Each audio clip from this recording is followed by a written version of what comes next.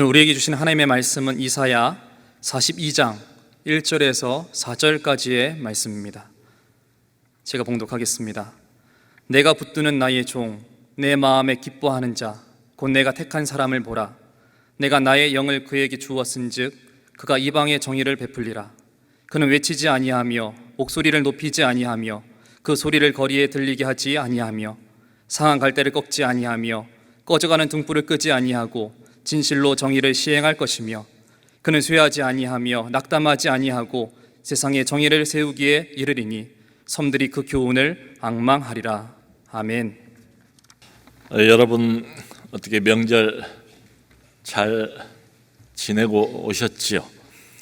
또 오랜만에 반가운 가족들 만나서 즐거운 시간, 또 감사하고 또 복된 시간 대부분 그렇게 보내고 오셨을 것으로 생각을 합니다. 그런데 모두가 다 그런 것 같진 않아요. 흔히 명절 증후군 이야기를 이때 되면 꼭 하지 않습니까?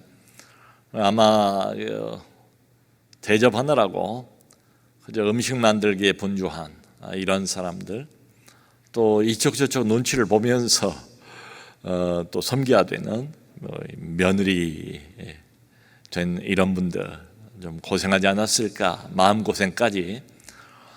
또 취업 준비를 하고 있는 우리 취준생들이 명절 때만 되면 어른들을 봐야 되는데 그 어른들이 인사말 잘못 꼭 물어보는 곤란한 질문, 대답 곤란한 이런 질문들. 그래서 이런 명절 증후군 이야기를 꼭 합니다. 생각보다는 상당히 많은 가족들이 그래서 얼굴을 보는 것보다 안 보는 게 더 좋다, 이렇게 여기는 것 같아요. 참 안타깝고 그리고 마음 아픈 일은 꼭 명절 때마다 어떤 가족에 무슨 사고가 일어납니다. 이번 명절도 어김없이 가족 전체가 극단적인 이렇게 선택을 해서 또 마음을 어둡게 아프게 했지요. 여러분 지금 미국이라든가 영국 또 이스라엘 같은 나라에서는 이제 백신 접종을 상당히 맞고 그걸 전제로 해서 위드 코로나를 이미 시작을 했습니다. 미국은 주마다 다르지만 많은 주에서 이미 위드 코로나를 실시를 하고 있습니다. 그런데 위드 코로나를 미국의 경우에 해보니까 예상하지 못했던 어떤 현상 하나가 나타나게 됐어요. 그게 뭔가 하면 갑자기 이혼율이 급증을 하는 거예요.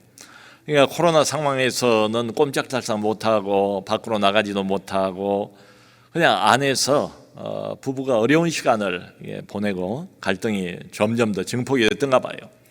그러다 이제 이게 문호가 좀 열리고 위드 코로나가 되면서 그동안 쌓였던 갈등이 한꺼번에 폭발을 하는 것 아닌가 싶습니다. 참 가장 사랑해야 할 사람, 또 가장 친밀해야 할 대상인데 어쩌다가 이렇게 됐는가, 가장 싫어하는 대상이 되기도 하고 또 가장 미워하는 이런 대상이 되기도 합니다. 아마 가족이라는 게 너무 가깝다 보니까 기대가 그만큼 크고 기대가 큰 만큼 또 상처가 그만큼 크고 또 실망이 그만큼 큰 것이 아니겠는가. 그래서 우리 주변에 이렇게 보면 의외로 이런 가족이 많은 것 같아요. 안 만나고 안 보는 것이 오히려 덕이 되는 이런 가족들 보면 오히려 갈등이 더 증폭이 된다는 거예요. 그러니까 어떤 분이 그렇게 이야기를 해요. 정말 진심으로 마음을 담아서 날마다 잊지 않고 기도를 한대요. 그 사람을 위해서, 그 사람의 행복을 위해서, 가족이니까. 그런데 보기는 어렵다, 만나고 싶지는 않다. 만날 생각만 하면 두렵다는 거예요. 저녁에 잠이 안 오고 그리고 가슴이 콩당콩당 방망이질을 하고 만날 생각에 그리움에 가슴이 설레는 게 아니고 그 반대입니다. 두려움 때문에 그 사람 생각만 해도 그냥 벌렁벌렁거리는 이런 경우들도 우리 주변에 있다. 여러분 이런 가족 갈등이라는 게 어느 날 갑자기 튀어나오는 것은 아니겠죠. 지금까지 오랜 세월 동안 과거에 켜켜이 쌓아온 상처들이 있는 겁니다. 이게 쌓이고 쌓이다가 어떤 계기에 이제 한꺼번에 폭발을 하게 되는 거지요. 지금 우리가 보는 눈앞에 비극적인 사건이나 어떤 그림은 그러니까 일종의 결론일 뿐입니다. 이전에 많은 갈등이 있었고 상처를 받아 왔습니다. 그걸 내가 해결을 못했어요. 가족들이 함께 이걸 해결을 했어야 되는데 그것을 해결하지를 못했습니다. 그러다가 여기까지 온 거예요. 참 이렇게 보면 여기저기에서 상처 입은 한 사람을 보게 됩니다. 그 마음속에 일종의 한 어린 아이가 웅크리고 있는 것 같은 이런 사람들이 많습니다. 성인이 되고 나이를 이미 먹을 만큼 먹었어도 과거에 갇혀 있는 이런 사람들이 많이 있습니다. 이걸 극복해 보려고 나름대로 노력을 합니다. 노력을 해도 잘 되지를 않아요. 그래서 이 영혼의 상처를 안고 평생을 살아가는 수밖에는 없는 이런 경우들이 많습니다. 여러분, 우리 사람이 겉으로는 굉장히 센 척하면서 현대인들이 또 바깥으로는 센 척 이렇게 과시를 하는 경우도 있지만 사실은 매우 연약한 존재가 바로 인간이 아닌가 생각이 돼요. 마치 어떤 위협을 당하면 자기 몸을 스스로 부풀리는 동물들처럼 말이죠. 개구리는 위협을 만나면 몸을 부풀립니다. 또 바닷속에 살고 있는 보고도 어떤 위협을 만나면 원래 자기 몸이 그렇게 큰 게 아니에요. 근데 몸을 부풀리는 기술이 있어요. 그래서 상대방을 위협을 합니다. 약하니까 이런 거지요. 과장을 하는 거지요. 그런데 정말로 센 동물, 호랑이나 사자 같으면 일부러 그렇게 과장할 필요가 없지요. 그래서 이제 코로나가 터지고 난 뒤에 정신건강의학과를 찾는 사람들이 많아졌대요. 특별히 20대, 30대 젊은 사람들 중에 많다고 합니다. 여러분, 우리는 어떤 이해가 잘 안 갈 수도 있지만 이게 개그맨 하면 다른 사람을 웃게 만들어주는 사람들 아니겠습니까? 근데 이 개그맨들 중에 공황장애를 과거에 앓았던 사람들도 있고 지금도 앓고 있는 사람들도 있습니다. 또 누구보다도 강한 심장을 가지고 그야말로 튼튼한 육체를 갖고 있는 운동선수들, 그것도 프로 운동선수들이 정신적인 어려움과 연약함을 호소하는 경우도 적지가 않아요. 이번 도쿄올림픽 때 미국의 체조 여왕으로 불리우는 시몬 바일스라는 선수가 있습니다.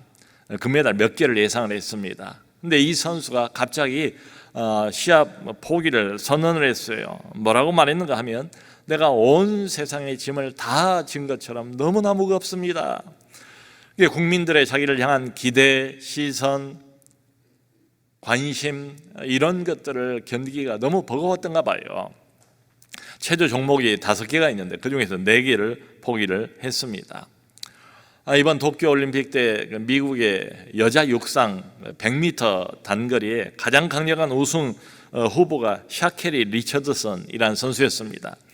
그런데 이 리처드슨 선수가 올림픽에 출전을 못했어요. 왜냐하면 얼마 전에 친모가 사망을 했는데 그 정신적인 충격을 이겨내기가 어려워서 마리화나에 손을 댔습니다. 약물 검사에 양성이 나왔어요. 출전 정지를 당했지요. 그런데 자기 트위터에 뭐라고 글을 남겼는가 하면 나는 인간입니다. 나는 인간입니다. 이 한마디를 남겨서 화제가 되었습니다. 자, 이런 것들을 이렇게 보면 사람이 비슷하지 않을까? 외적인 형편은 좀 이 사람 저 사람이 다른다 할지라도 내적인 형편은 거의 비슷하지 않은가? 항상 잘 나갈 수는 없고 항상 강할 수는 없고 연약해질 때가 있고 외로울 때가 있고 그리고 그 연약함을 애는 쓰지만 혼자 극복할 수 없는 이런 때 연약해질 대로 연약해져 있는데 혼자서 애를 써도 극복이 안 되면 이게 참 위태로운 상태 아니겠습니까? 우리 모두가 사실은 살면서 육체적인 타격을 받기도 하고 또 정신적인 타격을 받기도 합니다. 이 상처들이 이제 쌓이는 거지요. 근데 그것만 있는 것은 아니에요. 또 우리는 믿는 사람들이기 때문에 영혼을 생각하지 않을 수가 없잖아요. 영혼의 타격도 적지가 않다. 말하자면 영혼이 죄로 인해서 타격을 받아요. 영혼이 죄에 완전히 올무처럼 갇혀버리는 이런 경우들 얼마든지 있습니다. 영혼이 죄악의 울타리에 갇혀버리니까 그동안 믿고 의지해왔던 이 도덕적인 기반이 완전히 무너져버린 이런 경우들도 얼마든지 있습니다. 요즘 들어서 우리나라에서 사형 제도를 반드시 부활해야 된다, 이런 목소리가 높지 않습니까? 그도 그럴 것이 참 매일같이 터져나오는 뉴스들이 어쩜 그렇게 과거하고 비교해서 참 이렇게 흉흉한 뉴스들인지 모르겠어요. 어떤 대선 후보는 내가 대통령이 되면 반드시 사형제도를 복원을 시키겠다, 이게 공약으로 내건 사람도 있어요. 특별히 여야를 막론하고 그 어린이들을 이용을 해서 음란물을 제작해 돈을 버는 이런 사람들에 대한 비난의 목소리는 다 같이 높은 것 같아요.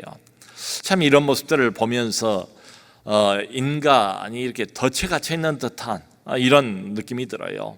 쾌락의 덫에 갇혀 있고 물질의 덫에 갇혀 있습니다. 또 권력의 덫에 갇혀 있고 인기의 덫에 갇혀 있는 이런 인간들을 봅니다. 그 뉴스를 이제 매일같이 보면서도 어떤 경우에는 그런 느낌이 들어요. 마치 어떤 짐승 한 마리가 덫에 갇혀서 꼼짝달싹 거기서 헤어나오지 못하고 점점 숨이 끊어져 가는 것처럼 총체적인 덫에 갇혀 있는 인간, 자신의 상처라는 덫에 갇혀 있고 자신의 연약함이라는 덫을 헤어나오지를 못하고 거기에다가 자기 영혼마저 죄악에 완전히 갇혀 있는 이런 사람들, 회복이 불가능한 상태지요. 객관적으로 보면은 갈 때까지 다 가고 그야말로 막장 인생이고 끝나버린 이런 인생처럼 보이기도 합니다. 사람을 물건에 비유할 수는 없습니다만 아마 많은 사람들이 그렇게 은연중에 생각할지 모르겠어요. 이미 효용 가치가 다한 그런 인생이라면 사람들이 고귀하게 느끼고 여길 리가 없겠지요. 사람들이 그래서 조롱하고 멸시를 하는 그런 인생의 루저들, 인생의 실패자들, 이런 사람들은 이 사회에서 하찮게 취급을 하지 않겠습니까? 자, 이러다 보니까 점점 더 고립이 됩니다. 스스로 점점 더 폐쇄가 됩니다. 그러면서 자기도 모르게 점점 자존감은 더 낮아지고 자신감은 더 없어지는 이런 사람들이 많지 않은가. 여러분, 이런 방금 묘사한 참 절망적인 상태에 놓여 있는 영혼, 꼼짝달싹 못하고 두 날개를 완전히 새가 이게 꺾여버린 것처럼 어떻게 해보지도 못하고 갈 때까지 다 간, 몰릴 때 다 몰린 이런 인생, 이런 영혼에 대해서 오늘 본문에서 이렇게 이제 비유적으로 표현을 합니다. 상한 갈대다, 꺼져가는 등불이다. 이 표현은 사람이 만든 표현이 아니에요. 하나님께서 절대자요 전능자이신 그분께서 사람을 창조하신 그분이 사람의 인생의 비참한 모습을 보면서 하나님이 비유하신 비유의 표현입니다. 상한 갈대와 같고 꺼져가는 등불과 같다. 그 몇 년 전에 전라남도 그 순천에 가보면 순천만 습지가 있습니다. 정말 광활한, 거기 이제 바다 곁이에요. 수만 평, 수십만 평 될 법한 이런 넓은 바다 옆에 습지가 온통 갈대밭으로 다 뒤덮여 있습니다. 가을날 갔는데요, 가을에 가보면 얼마나 참 시원하고 얼마나 또 이 맑은 가을 하늘 아래에서 수많은 갈대가 바람에 나부끼는 걸 볼 수가 있어요. 마음도 시원해져요. 바람에 갈대가 이렇게 나부끼면서 내는 소리가 꼭 소낙비 오는 소리 같더라고요. 쏴, 이리 쏠리면 또 쏴, 저리 쏠리면 쏴. 참 얼마나 보기도 좋고 마음도 쾌적한지 몰라요. 여러분, 가을입니다. 바깥에 나가보면 물가나 습지 같은 데 가보면 얼마든지 가을에 갈대를 쉽게 볼 수가 있지 않습니까? 바로 이스라엘 땅, 팔레스타인 지역, 특별히 요단강 유역에도 이 갈대들이 많이 무성하게 자라 있었습니다. 그러니까 이스라엘 사람들에게는 이 갈대라는 식물은 매우 친숙한 그런 식물이었어요. 그런데 그 갈대가 지금 이게 상한 갈대가 되고 말았습니다. 반쯤 꺾여버렸어요. 갈대가 부러져 버렸다고요. 인생이 그냥 조각 나버린 것처럼, 인생과 심령의 반으로 그냥 꺾여버린 것처럼 갈대가 꺾여버렸습니다. 보기에도 별로 좋지가 않아요. 이용 가치도 이런 갈대는 별로 없습니다. 대개 이제 여기에서 나는 갈대가 한 2m, 크게 자라면 높이 자라면 한 5m까지 자라요. 그러니까 얼마나 이게 길쭉하고 참 시원스럽고 또 보기도 좋고 키도 크고 그러겠습니까?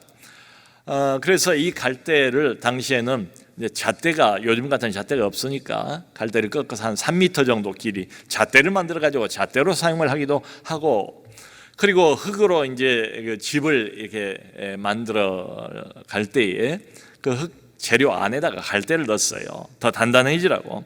그렇게 해서 집을 짓는 재료로도 귀하게 사용을 했어요. 그런데 아무짝에도 소용이 없는 부러져 버린 갈대, 끝장나버린 갈대, 버려도 괜찮은 이런 갈대를 지금 묘사하고 있습니다. 상한 갈대래요. 그런데 하나를 더 말씀을 하시는데, 이런 인간의 어떤 모습이 운명이 꺼져가는 등불과 같다. 제가 아주 어렸을 때는 그 호롱불을 켜던 기억이 나요. 근데 등잔불에 기름이 넉넉하면 이게 이제 잘 탑니다.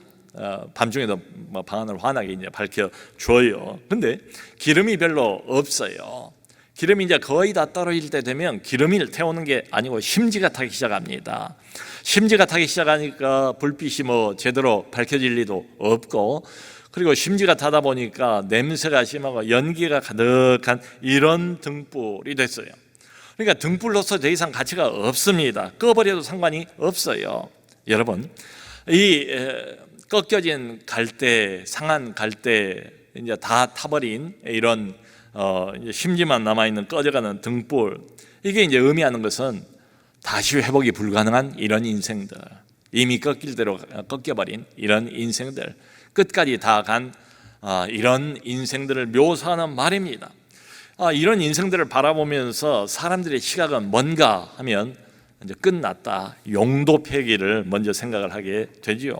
아마 스스로도 그럴지 모르겠어요. 나는 이미 다 볼장 다 본 인생이다, 나는 끝났다, 이렇게 용도 폐기.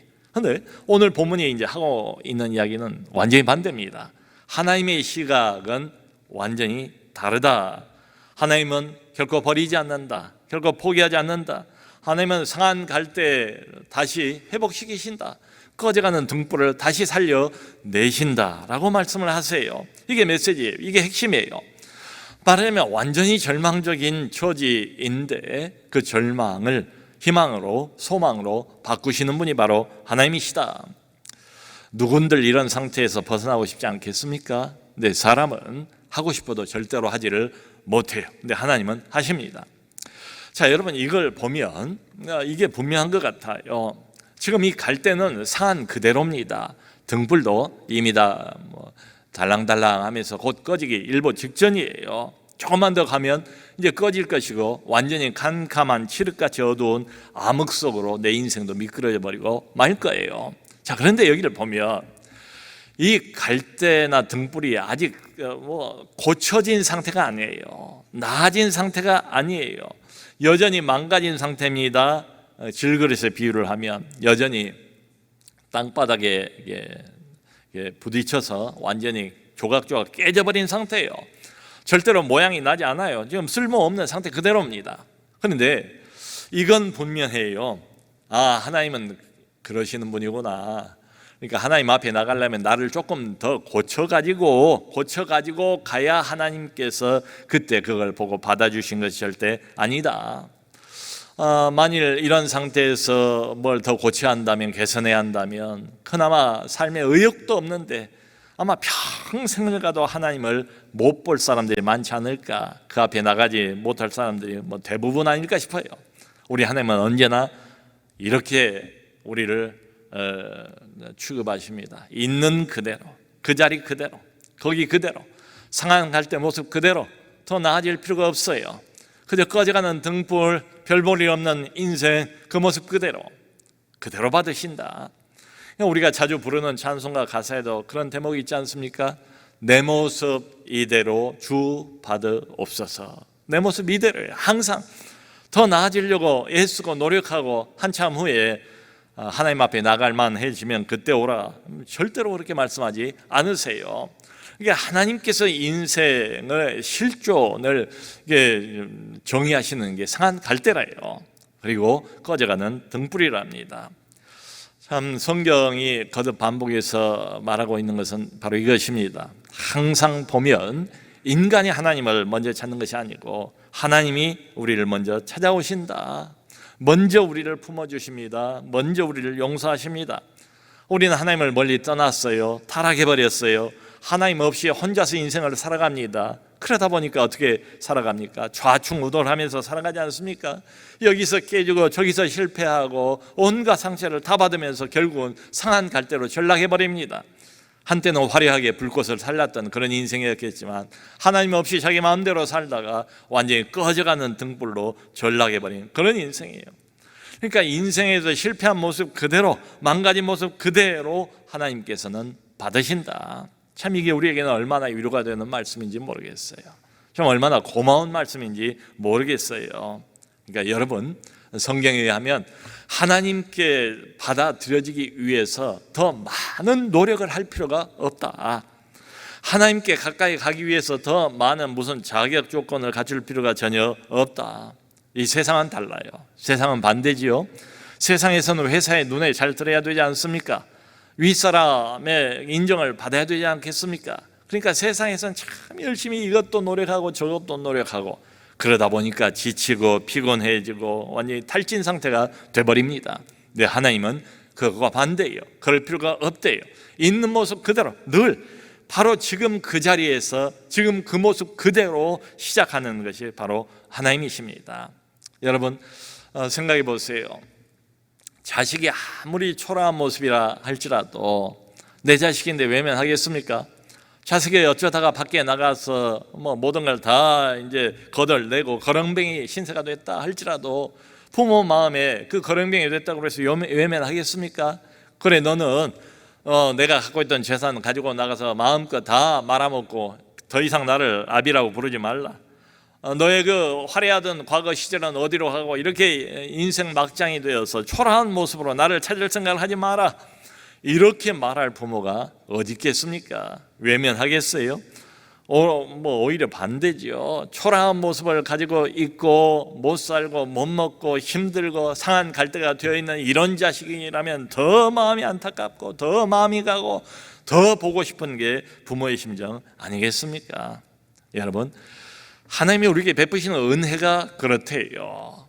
하나님이 우리를 사랑하시는 사랑의 성격이 바로 이와 같습니다.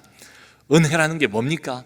무지랭이 같은 인생, 초라한 인생, 그래 하나님에게 등 돌리고 내 멋대로 살다가 이것도 저것도 망가져버리고 실패해버린 이런 루저가 되어버린 이런 인생에도 불구하고 자격이 없는 자에게 그저 무조건적으로 베풀어 주시는 호의, 이것을 우리는 은혜라고 부르지 않습니까? 하나님의 은혜가 그렇다는 겁니다. 하나님께서 상한 갈대나 또 꺼져가는 등불에 더 이상 아무것도 요구하지 않으세요. 대신 이렇게 말씀하실 따름입니다. 내게로 돌아오라. 내게로 돌아오라. 하나님을 떠나고 나서 얼마나 고생을 많이 합니까? 얼마나 많은 죄의 덫에 우리가 갇히게 됩니까? 구약 성경에도 보면 수없이 반복해서 등장하는 게 수브 엘라이 내게로 돌아오라. 너의 하나님 여호와에게로 돌아오라. 내 사랑을 받아들여라. 그리고 나를 믿어라. 그리고 나와 함께 다시 시작하자꾸나. 이렇게 하나님께서 말씀하실 따름이에요. 그리고 오늘 본문을 보면 이렇게 무지랭이 같은 인생, 참 별 볼 일 없고 효용가치가 없어져 버린, 하나님 눈 밖에 나도 뭐라고 할 말이 없는 이런 인생인데, 이런 나를 위해서 하나님께서 한 사람을 보내시겠대요. 그게 오늘 본문의 약속입니다. 메시지예요. 하나님은 사실은 그렇지는 않아요. 멀리 계신 것처럼 느껴지지 않습니까? 또 눈에 안 보여요. 그래서 눈에 보이는 사람, 그 얼굴을 볼 수가 있고 음성을 들을 수가 있고 그 손을 만질 수 있는 어떤 한 사람, 특별한 한 사람을 나를 위해서 보내시겠다고 약속을 하세요. 그래서 여기 1절을 보면 그 사람에 대해서 하나님이 이렇게 묘사를 하십니다. 이 사람은 나의 종이다. 나의 기뻐하는 자다. 나의 택한 자다. 나의 성령을 그 위에 무한대로 부어주겠다. 이렇게 말씀을 하세요. 여러분, 지금 이 말씀을 하시는 분이 하나님이세요. 전능자입니다. 절대자입니다. 지금도 온 세상을 만드시고 사람도 만드시고 온 세상을 다스리고 있는 바로 그분이에요. 근데 그분이 어떤 특별한 한 사람을 세우시겠대요. 그 한 사람을 나를 위해서 가까이 보내시겠대요. 네, 나의 종이다, 내가 기뻐하는 자다. 그리고 내 영을 그 위에 한없이 부어주겠다. 자신의 택한 자. 이것만 봐도 이 사람이 하나님과 얼마나 긴밀한 관계인가, 뗄래야 뗄 수 없는 친밀한 관계인 것을 짐작할 수가 있지 않습니까? 근데 여러분, 바로 이 사람이에요. 이 사람이 상한 갈대를 회복하는 역할을 합니다. 그리고 이 사람이 하나님과 하나가 되어서 꺼져가는 등불을 다시 살려내고 불을 밝히는 이런 역할을 한다는 거예요. 그리고 이 사람이 이 사역을 하는데 그 대상이 단지 하나님의 백성, 즉 이스라엘에게만 국한되는 것이 아니래요. 모든 섬들아 앙망하라 이렇게 말하지 않습니까? 이방인들까지를 포함한 온 세상, 하나님이 만들어 놓으신 인류, 그러나 하나님의 형상을 가지고 있는 인류, 그럼에도 불구하고 하나님을 떠나서 상한 갈대가 되어버리고 꺼져가는 등불 신세로 전락해버린 모든 사람을 위해서 이 사람이 이 사역을 하겠다는 거예요. 하나님의 정의를 시행한다는 말이 여기 몇 번 나오는데, 이 정의도 무조건 막 자르고 도려내고 나쁘고 악한 짓 많이 했으니까 심판하고 이런 정의가 아니에요. 그 바탕에 사랑과 관용과 품어주는 것을 깔고 있는 그런 정의를 말합니다. 여러분, 이 사람이 바로 누구이겠습니까? 바로 메시아예요. 하나님이 보내주실 예수 그리스도, 지금 우리 옆에 있는 분, 우리 인생 한복판에 있는 분, 우리 인생의 주인 되신 바로 그분에 대한 예언이에요. 이사야가 지금 이 예언을 하나님의 영을 힘입어 입어서 예수님 오시기 약 700년 전쯤에 예언을 하고 있습니다. 그러니까 지금부터는 약 2700년 전이에요. 이때는 이스라엘 백성들이 바벨론의 포로로 끌려가기도 훨씬 전입니다. 근데 앞으로 올 바벨론의 포로, 하나님에게 계속 불순종을 반복하다가 결국은 상한 갈대가 되고 꺼져가는 등불 신세로 전락해버려서 집단적으로 바벨론으로 끌려가서 노예처럼 살게 될 것을 내다봅니다. 이사야서는 계속해서 이제 그 이야기가 많아요. 경고, 심판에 대한 음성 이런 것들이 많습니다. 근데 이제 40장 이후로는 회복에 대한 이야기를 하세요. 하나님께서 그대로 내버려두지 않겠다, 반드시 회복시키겠다, 모두가 상한 갈대요, 모두가 집단적으로 꺼져가는 등불이 되어서 더 이상 소망의 빛 한 줄기도 찾아볼 수 없는 그때에 하나님께서 이런 말씀을 주시는 겁니다. 희망을 이야기를 하세요. 결국은 앞으로 올 복음의 시대에 대한 예고입니다. 복음의 시대, 은혜의 시대, 하나님의 택하신 종, 하나님의 메시아가 오셔서 이 땅에서 어떤 사역을 벌이게 될 것인가를 하나님께서 예고하시는 장면이에요. 자, 그런데 우리가 하나 주목할 것은 여기 오실 이 특별한 사람, 이 특별한 사람이 사역을 해요. 누구도 감히 생각하지 못하는 희망을 가지고 사역을 합니다. 어떤 사람도 할 수 없는 대단한 일을 이 사람이 해요. 근데 중요한 것은 일하는 방식이 우리가 알고 있는 위대한 일을 하는 사람들하고는 달라요. 그게 2절입니다. 자, 2절 제가 읽어보겠습니다. 그는 외치지 아니하며 목소리를 높이지 아니하며 그 소리를 거리에 들리게 하지 아니하며. 여러분, 다른 위대한 사람, 뭔가 큰 일을 하는 사람들은 되게 목소리가 높습니다. 아주 유용이 당당하지요. 그럼 주장도 아주 강하게 하지 않습니까? 큰 소리를 되게 내고 강압적입니다. 위압적입니다. 그런데 이 대단한 회복의 사역을 하는 이분의 특징이 뭔가 하면 권세자들하고 다르대요. 정치인들하고는 다르대요. 이분은 목소리를 높이지 않는데요, 큰 소리로 외치를 않는데요, 들으란 듯이 많은 사람들을 모아놓고 군중 집회를 하면서 사람들을 설득하지 않는데요, 그 반대래요. 이분은 조용하게, 온유하게, 겸손하게, 일부러 자신을 드러내지를 않는데요, 오히려 반대로 조용하게, 대신 호소력 있게 하나님의 말씀의 진리를 사람들에게 전달하는 이런 분이십니다. 여러분, 이분은 사람들을 대놓고 그래서 정죄하는 분이 아니에요. 예수님이 그런 말씀을 하지 않습니까? 수고하고 무거운 짐진 자들이여 다 내게로 오라. 이미 광야 세상을 살아가면서 꺾일 대로 꺾이고 이미 희망의 등불이 다 꺼져버린 상태에 있는 이 상한 갈대들을 향해서, 그리고 꺼져가는 등불들을 향해서 메시아이신 그분이 온 세상을 향하여 두 손 벌려 초청하고 있지 않습니까? 수고하고 세상의 무거운 짐으로 고달파하는 자들이여 다 내게로 오시오. 이번 우리를 푸른 초장으로 인도하십니다. 맑은 시냇가로 인도해 가십니다. 성경이 말하고 있는 것처럼 세상에 있는 자기 사람들을 사랑하시되 언제까지 사랑하셨다고요? 끝까지 사랑하시니라. 그야말로 목숨 바쳐서 우리를 사랑했고, 그리고 사랑으로 이 꺼져가는 등불과 또 상한 갈대 사람들을 회복시키시는 게 바로 이분이세요. 성도 여러분, 그리스도는 지금도 활동하고 계십니다. 우리 가운데 계십니다. 그분이 우리 인생의 주인이라고 우리는 고백하지 않습니까? 교회를 맨 앞장서서 끌어가시는 분도 바로 이분이세요. 그리스도예요. 자, 그런데 우리가 하나 꼭 좀 상기시켜 볼 것은, 이 땅에서 여전히 그리스도의 사역은 어디에 집중이 되어 있는가? 상한 갈대, 그리고 또 하나 꺼져가는 등불, 여기에 집중이 되어 있어요. 그러니까 성경을 봐도 그리스도가 기득권 세력하고 손을 잡는 경우는 한 번도 없어요.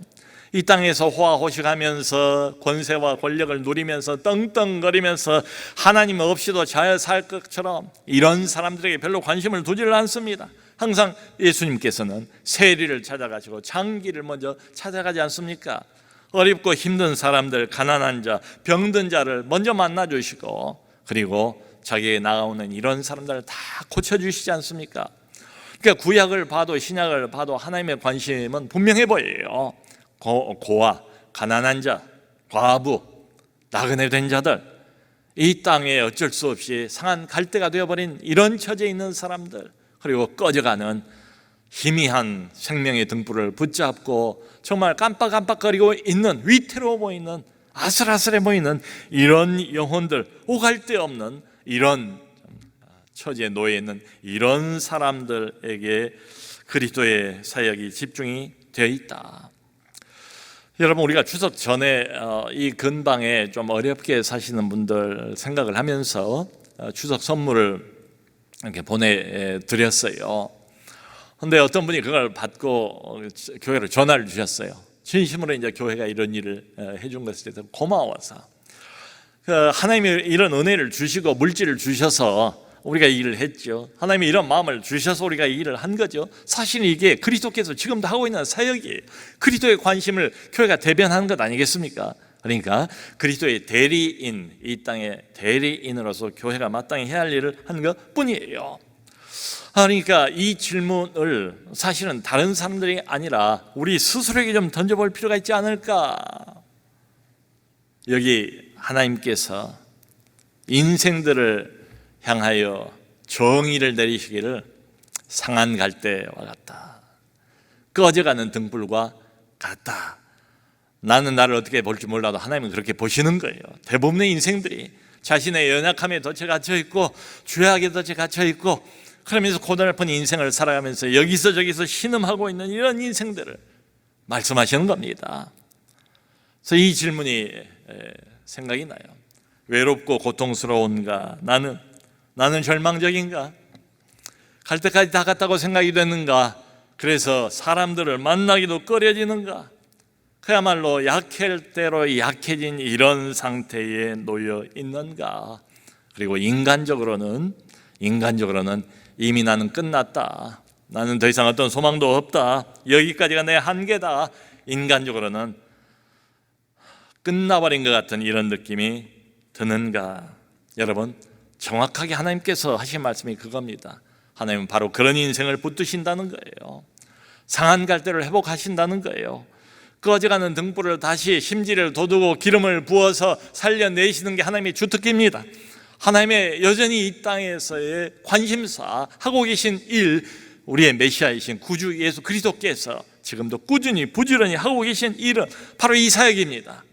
등불을 다시 켜는 사역, 갈대를 다시 온전히 바로 세우는 이런 사역. 다른 사람들은 우리를 못 돕습니다. 사람은 사람일 뿐이에요. 나도 내 스스로를 다시 일으키지 못합니다. 내 힘으로 회복하기는 불가능해요. 우리는 못합니다. 그러나 하나님은 이걸 하시겠대요. 그러므로 나를 믿으라는 거예요. 갇힌 자가 되어서 처참한 노래 신음만 하지 말고 하나님께서 내미는 그 손을 붙잡고 하나님과 함께 다시 시작해보는 우리 모두가 되기를 바랍니다. 우리는 못하지만 하나님은 하십니다. 그리고 무엇보다 상한 갈대의 모습을 가지고 꺼져가는 등불, 아슬아슬하고 위태로운 그런 상황과 처지에 있는 것을 잘 아시는 그분께서 우리에게 먼저 다가오십니다. 나와 함께 시작하자고, 있는 그대로 그 모습 가지고 다시 한번 일어서자고 말씀하십니다. 더 이상 혼자가 아니라 그분이 내미신 손을 붙잡고 소망 가운데 하나님과 함께 동행하는 우리 모두가 될 수 있기를 주님의 이름으로 축원합니다.